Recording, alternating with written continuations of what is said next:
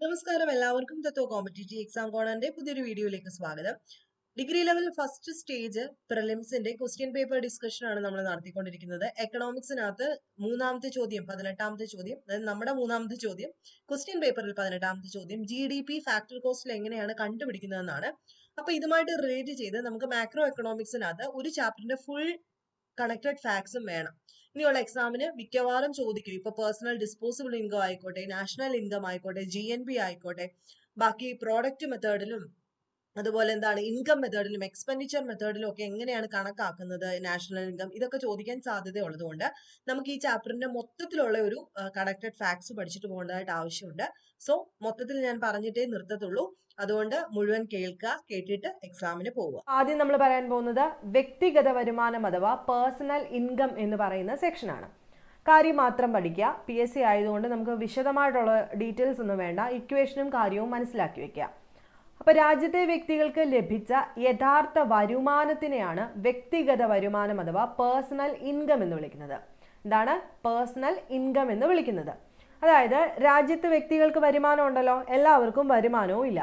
അപ്പോൾ കിട്ടുന്ന വരുമാനം എല്ലാവർക്കും ഉപയോഗിക്കത്തക്ക രീതിയിലാണോ? 10,000 രൂപ അല്ലെങ്കിൽ 20,000 രൂപ കിട്ടുന്ന ഒരാൾക്ക് ആ 20,000 രൂപയും നമുക്ക് യൂസ് ചെയ്യാനായിട്ട് പറ്റത്തില്ലല്ലോ, യൂസ് ചെയ്യാൻ സാധിക്കാറില്ല. അതിൽ നിന്നും കുറച്ച് കാര്യങ്ങളൊക്കെ അങ്ങോട്ടും ഇങ്ങോട്ടും ഒക്കെ അങ്ങ് മാറി മാറി പോവുകയൊക്കെ ചെയ്യും അല്ലേ. പലിശ അടയ്ക്കാൻ കാണും, കോർപ്പറേറ്റ് ടാക്സ് കൊടുക്കുന്നവർ കാണും, അല്ലെങ്കിൽ എല്ലാ ലാഭവും ഇപ്പം ചില ലാഭങ്ങളൊക്കെ ഉണ്ടായിരിക്കാം രാജ്യത്തിന് അല്ലേ. ആ ലാഭത്തിനകത്ത് എല്ലാവർക്കും, രാജ്യത്തിലുള്ള എല്ലാ ആൾക്കാർക്കും ഈ ലാഭത്തിൻ്റെ പങ്ക് കിട്ടണമെന്നും ഇല്ല അല്ലേ. അങ്ങനെ പല കാര്യങ്ങളും നമ്മുടെ രാജ്യത്ത് ഇങ്ങനെ നടന്നു പോയിക്കൊണ്ടേയിരിക്കുന്നു. അപ്പോൾ കിട്ടുന്ന ലാഭങ്ങളെല്ലാം ഈ പറയുന്ന എല്ലാവർക്കും കിട്ടുന്നില്ല. പല ആൾക്കാർക്കും പല രീതിയിൽ കോർപ്പറേറ്റ് നികുതിയും അല്ലെങ്കിൽ കുടുംബങ്ങൾ പലിശ അടയ്ക്കുന്ന കുടുംബങ്ങൾ കാണും, പലിശ ഇൻകം ഇങ്ങോട്ട് വാങ്ങിക്കുന്ന ആൾക്കാർ കാണും അല്ലേ. അങ്ങനെ പല കാര്യങ്ങളും നമ്മുടെ വരുമാനത്തിൽ നിന്നും പൊക്കോണ്ടേയിരിക്കും, വന്നുകൊണ്ടുമിരിക്കും. അതുകൊണ്ട് തന്നെ വ്യക്തിഗത വരുമാനം എന്ന് പറയുന്നത് ഒരു വ്യക്തിക്ക് ഒരു വർഷം ലഭിച്ച യഥാർത്ഥ വരുമാനമാണെന്ന് പറയാം, റിയൽ ഇൻകം ആണെന്ന് നമുക്ക് പറയാം. അത് കണ്ടുപിടിക്കുന്നത് എങ്ങനെയായിരിക്കും? നമുക്കറിയാം നാഷണൽ ഇൻകം കാൽക്കുലേറ്റ് ചെയ്യുന്നതിന് 3 രീതികളൊക്കെ നമ്മൾ പഠിച്ചിട്ടുണ്ടായിരുന്നു. ഇൻകം മെത്തേഡ്, എക്സ്പെൻഡിച്ചർ മെത്തേഡ്, അതുപോലെ പ്രൊഡക്ഷൻ മെത്തേഡ് എന്ന് പറയുന്ന 3 മെത്തേഡ്സ്.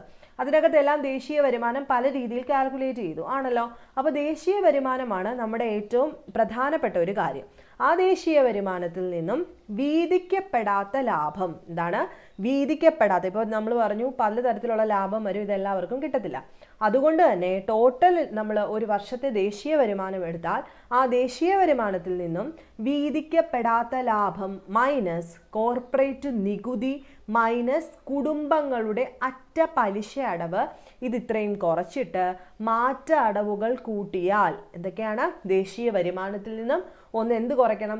വീതിക്കപ്പെടാത്ത ലാഭം കുറയ്ക്കണം. കാരണം എല്ലാവർക്കും അത് കിട്ടുന്നില്ല. കോർപ്പറേറ്റ് നികുതി കൊടുക്കുന്നുണ്ട് പലരും, അപ്പോൾ അത് കുറയ്ക്കണം. അതുപോലെ കുടുംബങ്ങളുടെ അറ്റ പലിശ അടവുണ്ട്, അതിൻ്റെ കൂടെ മാറ്റ അടവുകൾ കൂട്ടിയാലാണ് നമുക്ക് എന്ത് കിട്ടുന്നത്?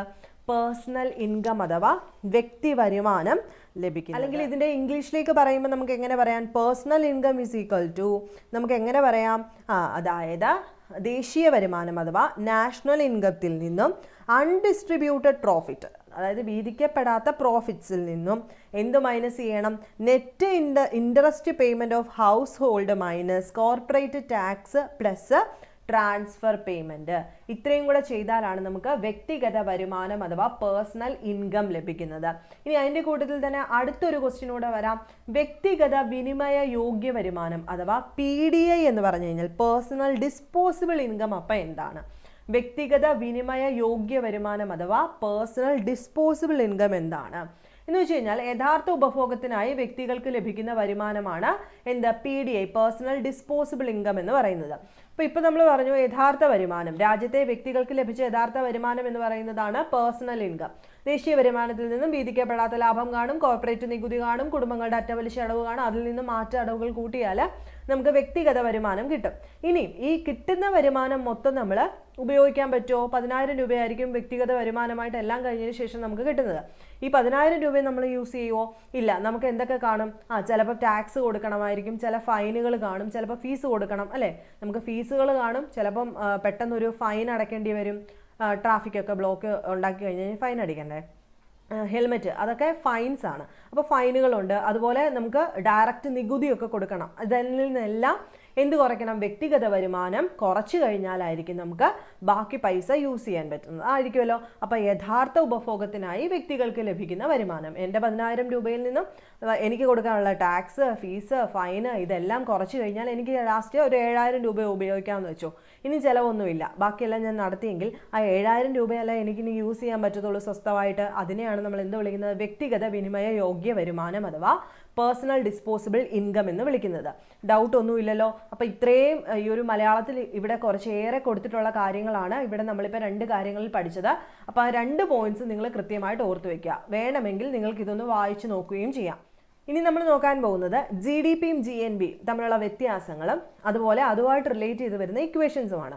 അപ്പോൾ GDP എന്താണ്? ഗ്രോസ് ഡൊമസ്റ്റിക് പ്രോഡക്റ്റ് ആണെന്നും ഗ്രോസ് നാഷണൽ പ്രോഡക്റ്റ് ആണ് GNP എന്നും നമുക്കറിയാം. അത് 9ാം ക്ലാസ്സിൽ നമ്മൾ പഠിച്ചിട്ടുണ്ട്. അപ്പം ഒരു വർഷം രാജ്യത്തിൻ്റെ ആഭ്യന്തര പ്രദേശത്ത് ഉൽപ്പാദിപ്പിച്ച ഫൈനൽ സേവനങ്ങളുടെയും സാധനങ്ങളുടെയും പണമൂല്യത്തിനെയാണ് നമ്മൾ GDP എന്ന് വിളിക്കുന്നത്, അല്ലേ? അതായത് ഒരു വർഷം രാജ്യത്തിൻ്റെ ടെറിട്ടറിക്കുള്ളിൽ, രാജ്യത്തിനകത്ത്, അല്ലേ, അകത്തുൽപ്പാദിപ്പിക്കുന്ന അന്തിമ സാധനങ്ങളുടെ പണമൂല്യമാണ്, സേവനങ്ങളുടെയും പണമൂല്യത്തെ നമ്മൾ GDP എന്ന് വിളിക്കുമെങ്കിൽ ഒരു വർഷം രാജ്യത്ത് ഉൽപ്പാദിപ്പിച്ച, അത് ആഭ്യന്തര അതിർത്തി എന്ന് പറയുന്നില്ല, ഒരു വർഷം രാജ്യത്ത് ഉൽപ്പാദിപ്പിച്ച അന്തിമ സാധന സേവനങ്ങളുടെ പണമൂല്യമാണ് GNP എന്ന് നമ്മൾ പഠിച്ചിട്ടുണ്ട്. ഇനിയും ഇങ്ങോട്ട് നോക്കാം. ഇനി ടേബിളിലേക്ക് നോക്കുന്ന സമയത്ത് നമുക്ക് ഡീറ്റെയിൽഡ് ആയിട്ട് കാണാൻ പറ്റും. ഓരോന്നും നമുക്ക് നോക്കാം. മൊത്ത ആഭ്യന്തര ഉൽപ്പന്നം കമ്പോള വിലയിൽ എന്ന് വെച്ച് കഴിഞ്ഞാൽ മാർക്കറ്റ് പ്രൈസും ഫാക്ടർ കോസ്റ്റും 2 കാര്യങ്ങളാണ് നമുക്ക് പഠിക്കാനുള്ളത്. മാർക്കറ്റ് പ്രൈസ് എന്ന് വെച്ച് കഴിഞ്ഞാൽ എന്താണ്? കമ്പോള വില. അതായത് കമ്പോള വില എന്ന് പറയുമ്പോൾ മാർക്കറ്റിൽ വിൽക്കുന്ന പ്രൈസ്. ഇനി ഫാക്ടർ കോസ്റ്റ് എന്ന് വെച്ച് കഴിഞ്ഞാൽ എന്താണ്? പ്രൊഡക്ഷന് ചിലവായത്, അല്ലേ? ഒരു സാധനം ഉണ്ടാക്കണമെങ്കിൽ അതിൻ്റെ പ്രൊഡക്ഷൻ്റെ ചിലവുകളൊക്കെ നമ്മൾ പഠിച്ചിട്ടില്ലേ? അപ്പോൾ അതിനെയാണ് നമ്മൾ ഫാക്ടർ കോസ്റ്റ് എന്ന് വിളിക്കുന്നത്. മനസ്സിലാവുന്നുണ്ടോ? അപ്പോൾ ഇവിടെ ആദ്യത്തെ ടേബിളിൽ ഒന്നാമത് പഠിക്കുന്നത് എന്താണ്? മൊത്ത ആഭ്യന്തര ഉൽപ്പന്നം കമ്പോള വിലയിൽ അഥവാ GDP അറ്റ് മാർക്കറ്റ് പ്രൈസ് ആണ് എന്താണെന്ന് പറയുന്നത്.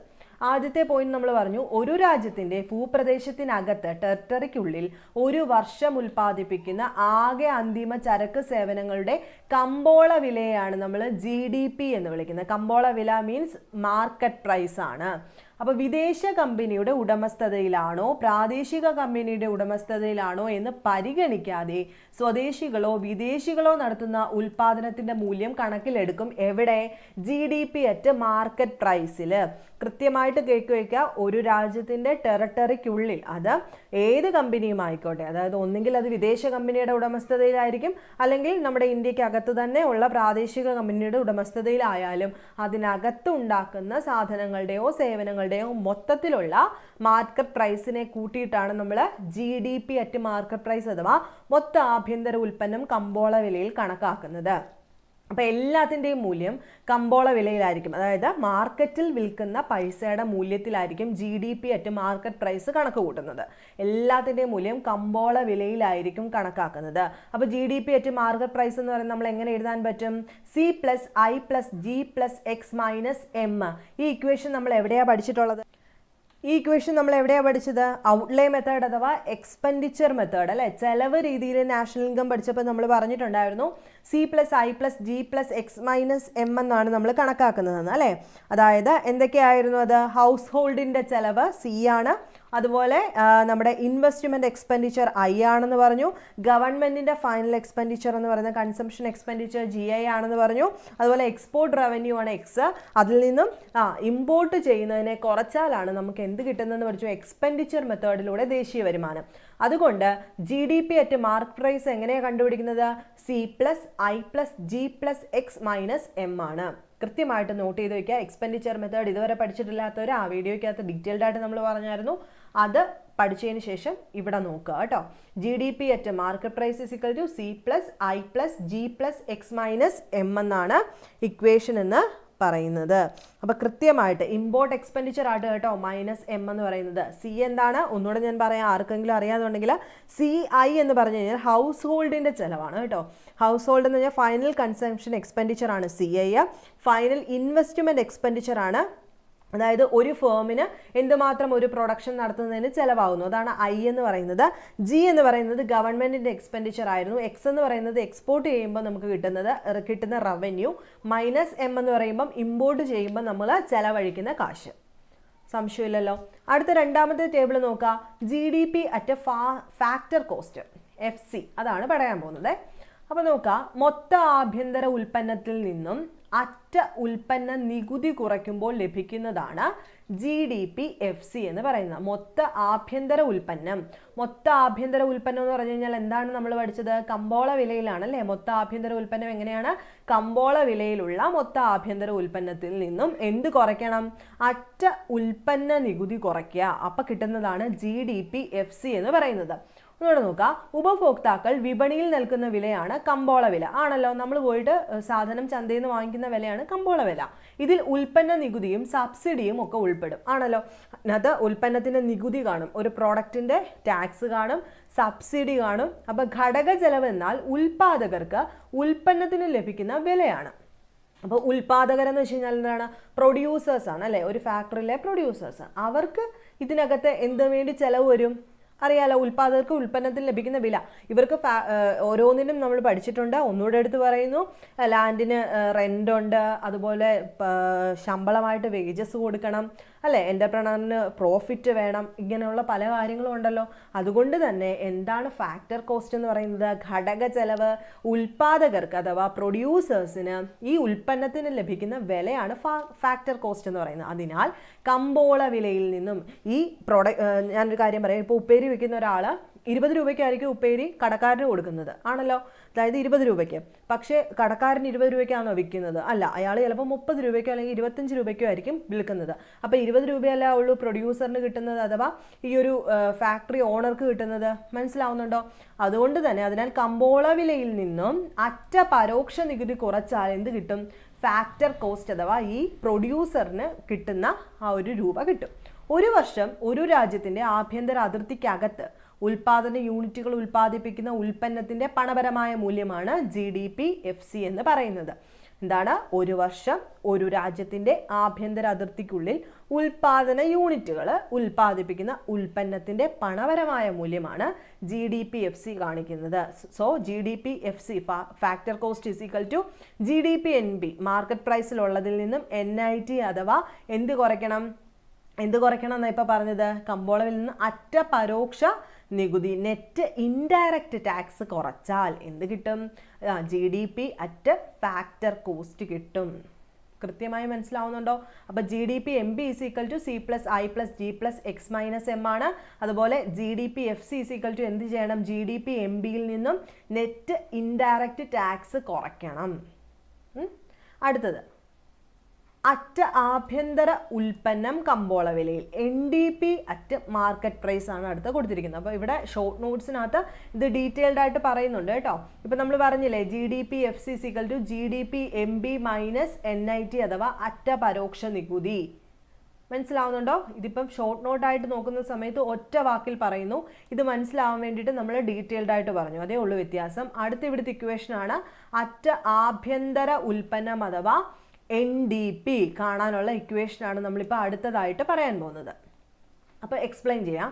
നിലവിലത്തെ GDP നിലനിർത്താൻ രാജ്യം എത്രത്തോളം ചെലവഴിക്കണമെന്ന് കണക്കാക്കാൻ നയരൂപകർത്താക്കളെ സഹായിക്കുന്ന മാനദണ്ഡമാണ് എന്തെന്ന് പറയുന്നത്? അറ്റ ആഭ്യന്തര ഉൽപ്പന്നം അഥവാ കമ്പോള വിലയിലുള്ള NDP MB. മനസ്സിലാവുന്നുണ്ടോ? അറ്റ ആഭ്യന്തര ഉൽപ്പന്നം അഥവാ മാർക്കറ്റ് പ്രൈസിലുള്ള NDP. അത് എന്തിനു സഹായിക്കുന്നു? നിലവിലത്തെ GDP അഥവാ ഗ്രോസ് ഡൊമസ്റ്റിക് പ്രോഡക്റ്റ് നിലനിർത്താൻ എത്രത്തോളം രാജ്യം ചെലവഴിക്കണം എന്ന് കണക്കാക്കാനായിട്ട് നമ്മുടെ എക്കണോമിസ്റ്റുകളെയൊക്കെ സഹായിക്കുന്ന ഒരു മാനദണ്ഡമാണ് NDP അറ്റ് മാർക്കറ്റ് പ്രൈസ്. അപ്പോൾ തേയ്മാനത്തിലൂടെ ഉണ്ടായ മൂലധന നഷ്ടം നികത്താൻ രാജ്യം പര്യാപ്തമല്ലെങ്കിൽ GDP കുറയും. ഇത്രയും കാര്യങ്ങളൊന്നും ഓർത്തില്ലെങ്കിൽ നിങ്ങൾ ഇത്രയും ഓർത്ത് വയ്ക്കുക. അറ്റ ആഭ്യന്തര ഉൽപ്പന്നം കണ്ടുപിടിക്കണമെങ്കിൽ നമ്മൾ എന്ത് ചെയ്യണം? GDP അറ്റ് മാർക്കറ്റ് പ്രൈസിൽ നിന്നും ഡിപ്രിസിയേഷൻ കുറച്ചാൽ മതി. എന്താണ്? അറ്റ ആഭ്യന്തര ഉൽപ്പന്നം കണ്ടുപിടിക്കാൻ NDP കണ്ടുപിടിക്കാൻ എന്ത് ചെയ്യണം? NDP = GDP മൈനസ് ഡിപ്രിസിയേഷൻ അഥവാ തേയ്മാനം. NDP = GDP മൈനസ് തേയ്മാനമാണ് അറ്റ ആഭ്യന്തര ഉൽപ്പന്നം അഥവാ NDP കണ്ടുപിടിക്കാനുള്ള ഇക്വേഷൻ. അതായത് മാർക്കറ്റ് പ്രൈസ് ആണെന്ന് ഓർത്ത് വെച്ചേക്കുക. ഇവിടെ മാർക്കറ്റ് പ്രൈസ് എന്ന് എഴുതിയിട്ടില്ലെന്നേ ഉള്ളൂ. മാർക്കറ്റ് പ്രൈസ് ആണ് അറ്റ ആഭ്യന്തര ഉൽപ്പന്നം എന്ന് പറയുമ്പോൾ ഉദ്ദേശിക്കുന്നത്. ഫാക്ടർ കോസ്റ്റ് ആണെങ്കിൽ എടുത്ത് പറയും. അടുത്ത NDP അറ്റ് ഫാക്ടർ കോസ്റ്റ് എന്ന് പറയുമ്പോൾ എങ്ങനെയായിരിക്കും കണ്ടുപിടിക്കുന്നത്? എങ്ങനെയായിരിക്കും? NDP at market price minus അറ്റ പരോക്ഷ നികുതി ആയിരിക്കും എന്തെന്ന് പറയുന്നത്? NDP അറ്റ് ഫാക്ടർ കോസ്റ്റ് അഥവാ അറ്റ ആഭ്യന്തര ഉൽപ്പന്നം at factor cost is equal to എന്ത്? അറ്റ ആഭ്യന്തര ഉൽപ്പന്നം അറ്റ് മാർക്കറ്റ് പ്രൈസിൽ നിന്നും NIT അഥവാ അറ്റ പരോക്ഷ നികുതി കുറച്ചാൽ മതി. ഒന്നുകൂടെ നോക്കാം. അറ്റ ആഭ്യന്തര ഉൽപ്പന്നം അഥവാ ഘടക ചെലവ് ഫാക്ടർ കോസ്റ്റ് അടിസ്ഥാനമാക്കി അറ്റ ആഭ്യന്തര ഉൽപ്പന്നം നമ്മൾ കണക്കാക്കാൻ പോവുകയാണ്. അപ്പോൾ ഉൽപാദക ഘടകങ്ങൾ ഏതൊക്കെയാണ്? വേജസ്, ലാഭം വേണം അല്ലേ, പ്രോഫിറ്റ് ഉണ്ടായിരിക്കണം, റെന്റ് ഉണ്ട്, പലിശ, ഇൻട്രസ്റ്റ്, ഇങ്ങനെ പോകുന്നു. അപ്പോൾ എന്നിങ്ങനെയാണ് നമ്മുടെ ഉൽപാദക ഘടകങ്ങൾ എന്ന് പറയുന്നത്. ആഭ്യന്തര സമ്പദ്ഘടനയ്ക്കകത്ത് പ്രതിഫലമായി വാങ്ങുന്നതിൻ്റെ ആകെ തുകയെയാണ് നമ്മൾ എന്തെന്ന് വിളിക്കുന്നത്? NDP അറ്റ് ഫാക്ടർ കോസ്റ്റ് എന്ന് വിളിക്കുന്നത്. അപ്പം അറ്റ ആഭ്യന്തര ഉൽപ്പന്നം എന്ന് പറഞ്ഞു കഴിഞ്ഞാൽ ഇത്രയും നേരം നമ്മൾ പറഞ്ഞു ഉൽപാദക ഘടകങ്ങളാണ്. ഇന്ന ചെലവുകളില്ലേ, വേതനം കൊടുക്കണം, ലാഭമുണ്ട്, പാട്ടം, പലിശ, ഇതെല്ലാം കൂടെ ചേർത്തിട്ട് ഉള്ള ആകെ തുകയാണ് നമ്മൾ അറ്റ ആഭ്യന്തര ഉൽപ്പന്നം ഘടക ചെലവെന്ന് പറയുന്നത്. അതായത് NDP-FC = NDP-MB. എങ്ങനെ NDP-MB എന്ന് പറയുന്നത്? Gross domestic product at market പ്രൈസിൽ നിന്നും ഡിപ്രീസിയേഷൻ കുറയ്ക്കുന്നതാണ്. അതുകൊണ്ട് തന്നെ അവിടെ നിന്ന് നമുക്ക് എന്ത് കിട്ടും? അറ്റ ആഭ്യന്തര ഉൽപ്പന്നം മാർക്കറ്റ് പ്രൈസിലെ കാര്യം കിട്ടും. അതുകൊണ്ട് തന്നെ അതിൽ നിന്ന് എന്ത് കുറയ്ക്കണം? Net product tax minus net production taxes കുറച്ചാൽ നമുക്ക് NDP-FC കിട്ടുന്നതായിരിക്കും. നെക്സ്റ്റ് നമ്മൾ നോക്കാൻ പോകുന്നത് മൊത്ത ദേശീയ ഉൽപ്പന്നം കമ്പോള വിലയിൽ അഥവാ gross national product at market price. അപ്പം GDP നമ്മൾ പറഞ്ഞു, ഫാക്ടർ കോസ്റ്റ് മാർക്കറ്റ് പ്രൈസും പഠിച്ചു. NDP നമ്മൾ ഫാക്ടർ കോസ്റ്റ് മാർക്കറ്റ് പ്രൈസും പഠിച്ചു. അത് കഴിഞ്ഞിട്ട് നമ്മൾ ഇനി GNBയിലേക്ക് വരാൻ പോവാം. GNB അറ്റ് മാർക്കറ്റ് പ്രൈസും ഫാക്ടർ പ്രൈസും. എന്താണ് GNB നമ്മൾ പറഞ്ഞു? ഒരു രാജ്യത്തെ സ്വാഭാവികമായിട്ടുള്ള താമസക്കാർ ഉൽപ്പാദിപ്പിക്കുന്ന ആകെ ചരക്ക് സേവനങ്ങളുടെ കമ്പോള വിലയിലുള്ള മൂല്യമാണ് എന്തെന്ന് പറയുന്നത്? GNB എന്ന് പറഞ്ഞു അല്ലേ? ഓർമ്മയുണ്ടല്ലോ. അതായത് ഒരു വർഷം രാജ്യത്ത് ഉൽപ്പാദിപ്പിച്ച അന്തിമ സാധന സേവനങ്ങളുടെ പണമൂല്യമാണ് GNB എന്ന് പറയുന്നത്. അപ്പോൾ രാജ്യത്തെ പൗരന്മാർ ഉൽപ്പാദിപ്പിക്കുന്ന മൊത്തം സാമ്പത്തിക ഉൽപ്പന്നമാണ്, രാജ്യത്തെ പൗരന്മാർ സമ്പാദിക്കുന്ന അല്ലെങ്കിൽ ഉൽപ്പാദിപ്പിക്കുന്ന മൊത്തം സാമ്പത്തിക ഉൽപ്പന്നമാണ് GNB എന്ന് പറയുന്നത്. പൗരന്മാർ ആഭ്യന്തര സമ്പദ്ഘടനയിലോ വിദേശത്തോ എന്നത് ഇവിടെ വിഷയമല്ല. അപ്പം പൗരന്മാർ പലരും പുറത്ത് കടന്ന് പൈസ ഉണ്ടാക്കുന്നുണ്ട്, നമ്മുടെ രാജ്യത്തും ഉണ്ട്. അത് വിഷയമാക്കാത്തതാണ് ഗ്രോസ് നാഷണൽ പ്രോഡക്റ്റ് എന്ന് പറയുന്നത് ആണല്ലോ. അതുകൊണ്ട് തന്നെ നമുക്കറിയാം GNB കണക്കാക്കുന്നത് മാർക്കറ്റ് പ്രൈസിൽ കണക്കാക്കുമ്പം GDP at market price plus NFIAയും കൂടെ എടുക്കും. എന്താ ഈ NFIA എന്ന് വെച്ച് കഴിഞ്ഞാൽ? Net factor income from abroad. അതാണ് NFIA എന്ന് പറയുന്നത്, net factor income from abroad. എന്താണ് ഈ NFIA അഥവാ net factor income from abroad എന്ന് പറഞ്ഞു കഴിഞ്ഞാൽ? അതായത് factor income earned by our resident from the rest of the world minus factor income earned by non-resident in our domestic territory. നമ്മുടെ പല ആൾക്കാരും മറ്റു ലോകത്തിൻ്റെ പലയിടത്തും പോയിട്ട് പൈസ ഉണ്ടാക്കുന്നുണ്ട്. അതുപോലെ മറ്റ് പല വിദേശികളും നമ്മുടെ രാജ്യത്ത് വന്നിട്ട് എന്ത് ചെയ്യുന്നുണ്ട്? പൈസ ഉണ്ടാക്കുന്നുണ്ട് ആണല്ലോ. അപ്പോൾ factor income earned by our resident from the rest of the world, നമ്മുടെ റെസിഡൻസ് മറ്റുള്ളിടത്തു നിന്നും ഉണ്ടാക്കുന്ന ആ ഇൻകത്തിൽ നിന്നും എന്ത് കുറയ്ക്കണം? Factor income earned by non resident in our domestic territory, നമ്മുടെ രാജ്യത്തിനകത്ത് ജോലി ചെയ്ത് പൈസ ഉണ്ടാക്കുന്ന മറ്റ് രാജ്യങ്ങളിൽപ്പെട്ടവരുടെ ഇൻകത്തിൽ നിന്നും കുറച്ചാൽ, അതായത് അവരുടെ പൈസ നമുക്കും അവകാശപ്പെട്ടിട്ടില്ല, നമ്മൾ പുറത്ത് കിടന്ന് കഷ്ടപ്പെട്ടിട്ട് നാട്ടിലേക്ക് അയക്കുന്ന പൈസ ആ രാജ്യങ്ങൾക്കൊന്നും ഉപകാരപ്പെടുന്നില്ല. അതാണ് NFIA അഥവാ നാഷണൽ ഇൻകം ഫ്രം അബ്രോഡ് എന്ന് പറയുന്നത്. അതുകൊണ്ട് തന്നെ നമ്മൾ പറഞ്ഞു GNB എന്ന് പറഞ്ഞു കഴിഞ്ഞാൽ എന്താണ്? ഒരു രാജ്യത്ത് വിദേശികളായിക്കോട്ടെ മറ്റുള്ള ആരും ആയിക്കോട്ടെ ആണല്ലോ, അവരുടെ ആ ഒരു മൊത്തത്തിലുള്ള ഇൻകമാണ് നമ്മൾ കൂട്ടുന്നത്. അതുകൊണ്ട് തന്നെ രാജ്യത്തെ പൗരന്മാർ ഉൽപ്പാദിപ്പിക്കുന്ന മൊത്തം സാമ്പത്തിക ഉൽപ്പന്നമായിട്ടാണ് ഇതിനെ കാണിക്കുന്നത്. അതുകൊണ്ട് പൗരന്മാർ ആഭ്യന്തര ഘടനയിലോ വിദേശത്തോ എന്നത് ഇവിടെ വിഷയമല്ലാത്തത് കൊണ്ട് GNB at market price = GDP-MP plus NFIA എന്ന് വെച്ച് കഴിഞ്ഞാൽ പുറത്തുള്ള ആൾക്കാരുടെയും കൂടെ ഇൻകം എന്തിൻ്റെ കൂടെ കൂട്ടും? GDP അറ്റ് മാർക്കറ്റ് പ്രൈസിൻ്റെ കൂടെ കൂട്ടും. GDP അറ്റ് മാർക്കറ്റ് പ്രൈസ് എന്താണെന്ന് ഓർമ്മയുണ്ടായിരുന്നല്ലോ? C+I+G+X - M. ഇതാണ് GDP അറ്റ് മാർക്കറ്റ് പ്രൈസ്. അതിൻ്റെ കൂടെ പുറത്തുള്ള ആൾക്കാരുടെ ഇൻകം കൂടെ കൂട്ടും. അല്ല NFIA കണ്ടുപിടിക്കാൻ ചോദിച്ചു കഴിഞ്ഞാൽ നിങ്ങൾ ഒറ്റ കാര്യം ആലോചിക്കുക, പുറത്ത് ജോലി ചെയ്യുന്ന നമ്മുടെ രാജ്യക്കാരുടെ ഇൻകത്തിൽ നിന്നും ഇവിടെ നമ്മുടെ രാജ്യത്തിനകത്ത് ജോലി ചെയ്യുന്ന മറ്റ് പുറത്ത് ഉള്ള ആൾക്കാരുണ്ടല്ലോ, നമ്മുടെ പൗരന്മാരല്ലാത്ത ആൾക്കാരുടെ ഇൻകം കുറച്ചാൽ നമുക്ക് NFIA കിട്ടും കേട്ടോ. മനസ്സിലാക്കാൻ ഇച്ചിരി പ്രയാസമാണ്, എങ്കിലും ഞാൻ മാക്സിമം ട്രൈ ചെയ്യാണ് പറയാനായിട്ട്. അടുത്തത് മൊത്ത ദേശീയ ഉൽപ്പന്നം ഫാക്ടർ കോസ്റ്റ് അടിസ്ഥാനമാക്കി എങ്ങനെ പറയാം. അപ്പോൾ GNP അറ്റ് മാർക്കറ്റ് പ്രൈസ് പഠിച്ചു, എങ്ങനെ കണ്ടുപിടിക്കേണ്ടതെന്ന് ഇക്വേഷൻ പഠിച്ചു. ഇനി GNP അറ്റ് FC ആണ് കണ്ടുപിടിക്കാൻ പോകുന്നത്. അത് കണ്ടുപിടിക്കണമെങ്കിൽ ഒരു വർഷത്തെ ഒരു രാജ്യത്തെ ഉൽപ്പാദക ഘടകങ്ങൾക്ക് ലഭിക്കുന്ന ഉൽപ്പന്നത്തിൻ്റെ മൂല്യമാണ്. ഒരു വർഷം ഒരു രാജ്യത്തെ ഉൽപ്പാദന ഘടകങ്ങൾക്ക് ലഭിക്കുന്ന, എപ്പോഴും ഫാക്ടർ കോസ്റ്റ് എന്ന് പറയുമ്പോൾ ഈ പ്രൊഡക്ഷൻ പ്രോസസ്സിനകത്ത് വേണ്ടി ചെലവഴിക്കുന്ന പണത്തിൻ്റെ മൂല്യം. അപ്പോൾ GNP FC GNP MBയിൽ നിന്നും net product tax net production, അതിനെ നമുക്ക് വേണമെങ്കിൽ NIT എന്ന് തന്നെ വിളിക്കാം. നെറ്റ് ഇൻഡയറക്റ്റ് ടാക്സ് ഇവർക്ക് കൊടുക്കണ്ടേ, അതിൽ നിന്നും കുറച്ച് ഈ ടാക്സ് എല്ലാം ഒഴിവാക്കിയിട്ട് അവർക്ക് കിട്ടുന്ന മാർക്കറ്റ് പ്രൈസ് ആയിരിക്കും അവരുടെ പ്രൊഡക്ഷൻ കോസ്റ്റ് എന്ന് പറയുന്നത്. അപ്പോൾ അവർക്ക് കുറച്ച് ടാക്സിൻ്റെ പ്രശ്നങ്ങളൊക്കെ കാണും, അതെല്ലാം ഒഴിവാക്കിയിട്ട് കിട്ടുന്ന മാർക്കറ്റ് പ്രൈസ് ആയിരിക്കും അവർക്ക് കിട്ടാൻ പോകുന്നത് ഫാക്ടർ കോസ്റ്റ് ആയിട്ട് കിട്ടാൻ പോകുന്നത്. അപ്പോൾ കൃത്യമായിട്ട് ഓർത്ത് വെച്ചേക്കാം. ഇനി അടുത്തത് NNB. എന്താണ് NNB? അറ്റ ദേശീയ ഉൽപ്പന്നം മാർക്കറ്റ് പ്രൈസിൽ എങ്ങനെ കണ്ടുപിടിക്കാം. എന്താ അറ്റ ദേശീയ ഉൽപ്പന്നം അഥവാ NNB എന്ന് പറയുന്നത്? ഒരു രാജ്യത്ത് ഒരു നിശ്ചിത കാലയളവിൽ എത്രത്തോളം ചെലവഴിക്കാൻ കഴിയുമെന്നതിൻ്റെ അളവുകോലാണ് NNB. ഒരു രാജ്യത്തെ ഒരു നിശ്ചിത കാലയളവ് എടുക്കും, അത് ഒരു വർഷം ആയിക്കോട്ടെ, അതിൽ എത്രത്തോളം ചെലവഴിക്കാൻ കഴിയുമെന്നതിൻ്റെ അളവുകോലാണ് NNB. എവിടെയാണ് ഉൽപ്പാദനം നടക്കുന്നത് എന്ന് NNB MBയിൽ പരിഗണനയിൽ വരുന്നില്ല. ഉൽപ്പാദനം സ്വദേശത്തോ വിദേശത്തോ ആവാം. അതുകൊണ്ട് തന്നെ NNB MB എങ്ങനെ കണ്ടുപിടിക്കുന്നത്? GNP MBയിൽ നിന്നും ഡിപ്രിസിയേഷൻ കുറച്ചാൽ മതി. അല്ലെങ്കിൽ NNP MB NDP MP plus NFIA. രണ്ട് ഇക്വേഷൻസ് ഓർത്ത് വെച്ചേക്കാം. ഒന്നെങ്കിൽ NNB അതായത് അറ്റ ദേശീയ ഉൽപ്പന്നം മാർക്കറ്റ് പ്രൈസിൽ എങ്ങനെ കണ്ടുപിടിക്കാം?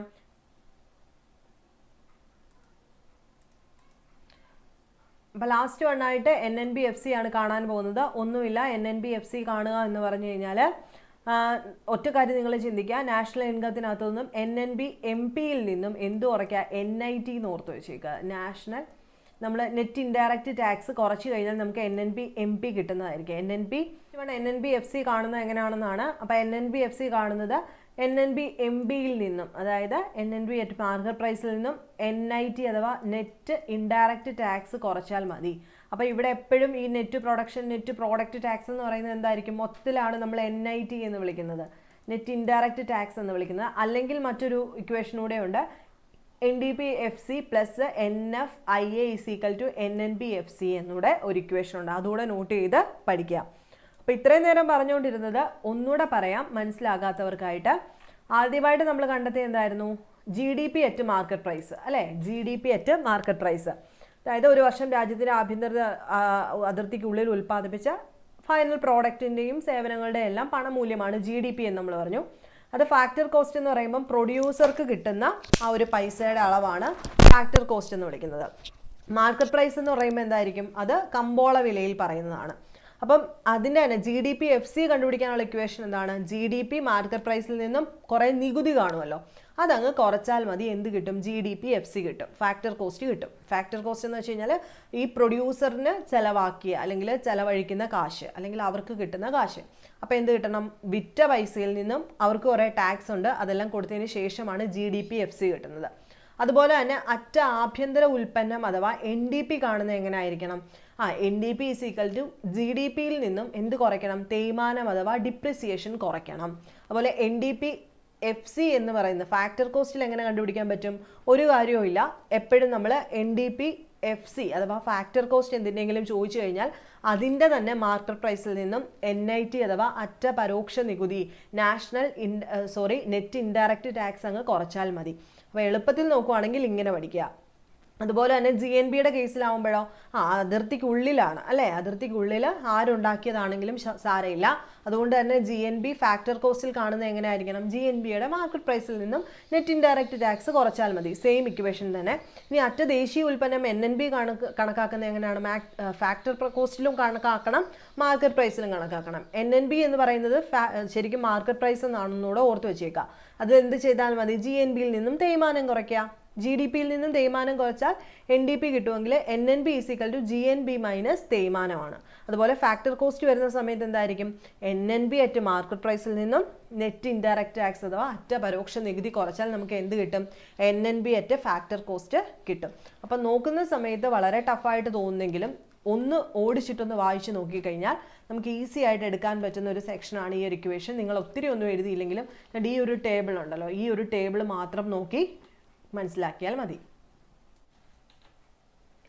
അടുത്തതിനകത്ത് പറയുന്ന ഒരു പ്രധാനപ്പെട്ട ഒരു ടേമാണ് മോണിറ്ററി ആൻഡ് റിയൽ GDP. അതായത് പണാത്മക GDP യും യഥാർത്ഥ GDP യും തമ്മിലുള്ള വ്യത്യാസം എന്താണെന്ന്.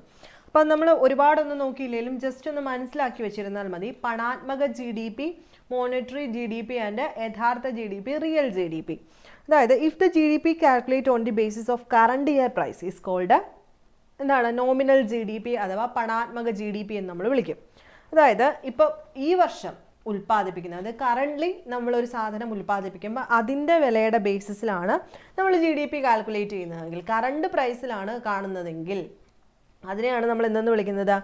നമ്മൾ നാമമാത്ര GDP എന്ന് അതിനെ വിളിക്കും. ഇനി റിയൽ GDP എന്ന് പറഞ്ഞു കഴിഞ്ഞാൽ എന്തായിരിക്കും? If the GDP is calculated on the basis of base year price, അതായത് മുൻ വർഷത്തെ വില നോക്കിയിട്ട് അതിനുശേഷം മാത്രം അത് പരിശോധിച്ച് മുൻ വർഷത്തെ അതിൻ്റെ വില എത്രയായിരുന്നോ അതിനെ നോക്കിയിട്ട് പറയുന്നതായിരിക്കും യഥാർത്ഥ GDP എന്ന് പറയുന്നത്. അതായത് കറൻ്റ്ലി ഈ ഒരു സാധനത്തിന് ഇത്ര രൂപ, അത് വെച്ചിട്ട് GDP കാൽക്കുലേറ്റ് ചെയ്യുന്നതാണ് എന്തെന്ന് പറയുന്നത് നമ്മൾ മോണിറ്ററി, അതായത് പണാത്മകമായിട്ട് ചെയ്യുന്ന പണാത്മക GDP എന്ന് പറയുന്നത് കറൻ്റ്ലി ഒരു സാധനം വിൽക്കുന്ന എത്ര രൂപയാണോ അതെല്ലാം കൂടെ. ഇപ്പം 100 റൊട്ടി ഇവിടെ പറയുന്നുണ്ട്, 100 റൊട്ടി 10 രൂപയ്ക്കാണ് ഇപ്പോൾ വിൽക്കുന്നതെങ്കിൽ അതിൻ്റെ GDP കാൽക്കുലേറ്റ് ചെയ്യുന്നത് എങ്ങനെയായിരിക്കും?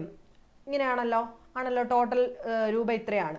എന്നാൽ റിയൽ GDP എന്ന് പറയുന്നത് കഴിഞ്ഞ പ്രാവശ്യം ഇപ്പം 2000-ൽ ഇത് 9 രൂപയ്ക്കാണ് വിറ്റുകൊണ്ടിരുന്നതെങ്കിൽ നമ്മൾ GDP കാൽക്കുലേറ്റ് ചെയ്യുന്ന സമയത്ത് കഴിഞ്ഞ പ്രാവശ്യത്തെ ആ ഒരു വിലയുടെ ബേസിസിലാണ് നമ്മൾ GDP കാൽക്കുലേറ്റ് ചെയ്യുന്നതെങ്കിൽ എന്തെടുക്കാം? അതിനെ നമ്മൾ റിയൽ GDP എന്ന് വിളിക്കുന്നു. അതായത് യഥാർത്ഥ GDP എന്ന് പറയുന്നത് അതായിരിക്കും. കൂട്ടത്തിൽ തന്നെ GDP ഡിഫ്ലേറ്റർ എന്ന് പറയുന്ന ഒരു ടേമും കൂടെ നോട്ട് ചെയ്ത് പഠിക്കുക. അതായത് പണാത്മക GDP യെ നമുക്ക് GDP എന്നും യഥാർത്ഥ GDP real GDP small GDP എന്നും സൂചിപ്പിക്കുകയാണെങ്കിൽ GDP ഡിഫ്ലേറ്റർ കണ്ടുപിടിക്കാനുള്ള ഇക്വേഷൻ ആണ് GDP ഡിവൈഡഡ് ബൈ GDP. അതായത് പണാത്മക GDP എന്ന് വെച്ച് കഴിഞ്ഞാൽ എന്താണെന്നാണ് പറഞ്ഞത്? കറൻ്റ്ലി പ്രൈസ് എത്രയാണോ അതാണ് പണാത്മക GDP. Divided by small letter GDP എന്താ സൂചിപ്പിക്കുന്നത്? കഴിഞ്ഞ വർഷത്തെ മുൻ വിലയെ ആധാരമാക്കിയിട്ട് എടുക്കുന്ന GDP. അപ്പോൾ GDP ഡിഫ്ലേറ്റർ കാണണമെങ്കിൽ GDP ക്യാപിറ്റൽ ലെറ്റർ GDP പണാത്മക GDP divided by real GDP ചെയ്യുക, അതിൻ്റെ പെർസെൻറ്റേജ് എടുക്കുക അല്ലേ. ചിലപ്പോൾ ശതമാനമായും GDP ഡിഫ്ലേറ്റർ പ്രസ്താവിക്കാറുണ്ട്. അങ്ങനെയാകുമ്പോൾ GDP ഡിഫ്ലേറ്ററിൻ്റെ ഇക്വേഷൻ ഇങ്ങനെ മാറും, GDP divided by GDP into 100 എന്ന് മാറുന്നതായിട്ട് കാണാം. അതുകൊണ്ട് തന്നെ ഈ ഇക്വേഷനൂടെ നോട്ട് ചെയ്ത് പഠിക്കുക. GDP ഡിഫ്ലേറ്റർ എന്താണെന്ന് ചോദിക്കാം, റിയൽ GDP എന്താണെന്ന് ചോദിക്കാം, മോണിറ്ററി GDP എന്താണെന്ന് ചോദിക്കാം. അപ്പോൾ ഈ ഒരു ചാപ്റ്ററിനകത്ത് ഇത്രയും കാര്യങ്ങളാണ് കൃത്യമായിട്ട് നോക്കി വെക്കേണ്ടത്. ആവശ്യമുള്ള എല്ലാ കാര്യങ്ങളും നമ്മൾ പറഞ്ഞിട്ടുണ്ട്. ആ കാര്യങ്ങളെല്ലാം നിങ്ങൾ കൃത്യമായിട്ട് നോക്കാനിവിടെ ശ്രദ്ധിക്കുക. പിന്നെ ഇക്വേഷൻ നോക്കുന്ന സമയത്ത് ഒരുപാട് കൺഫ്യൂഷൻ അടിക്കാൻ പോകണ്ട. ജസ്റ്റ് ഞാൻ പറഞ്ഞ ഒരു ടെക്നിക്ക് ഉണ്ടല്ലോ, അതായത് GDP ഫാക്ടർ കോസ്റ്റ് എന്ന് പറയുമ്പം എപ്പോഴും GDP മാർക്കറ്റ് പ്രൈസിൽ നിന്നും പരോക്ഷ നികുതി കുറയ്ക്കുക, അറ്റ പരോക്ഷ നികുതി കുറച്ചാൽ മതി. അതുപോലെ GNB ഫാക്ടർ കോസ്റ്റ് ആണെങ്കിൽ അവർ കൊടുക്കുന്ന ടാക്സ് കുറച്ച് വയ്ക്കുക. മനസ്സിലാവുന്നുണ്ടോ? അപ്പോൾ പറഞ്ഞ കാര്യങ്ങൾ കൃത്യമായിട്ട് ഓർത്ത് വെച്ചേക്കാം. അപ്പം എന്തെങ്കിലും ഡൗട്ട് ഉണ്ടെങ്കിൽ താഴെ കമൻറ്റ് ചെയ്ത് ചോദിക്കുക. ഇത് കുറച്ച് മനസ്സിലാക്കാൻ ബുദ്ധിമുട്ടായിരിക്കും എങ്കിലും ഞാൻ പറഞ്ഞതുപോലെ മൊത്തത്തിൽ എടുത്ത് വെച്ച് നോക്കുന്നതിനേക്കാളും നല്ലത് ഇതുപോലെയുള്ള ഷോർട്ട് നോട്ട്സ് നോക്കി മനസ്സിലാക്കുന്നതായിരിക്കും.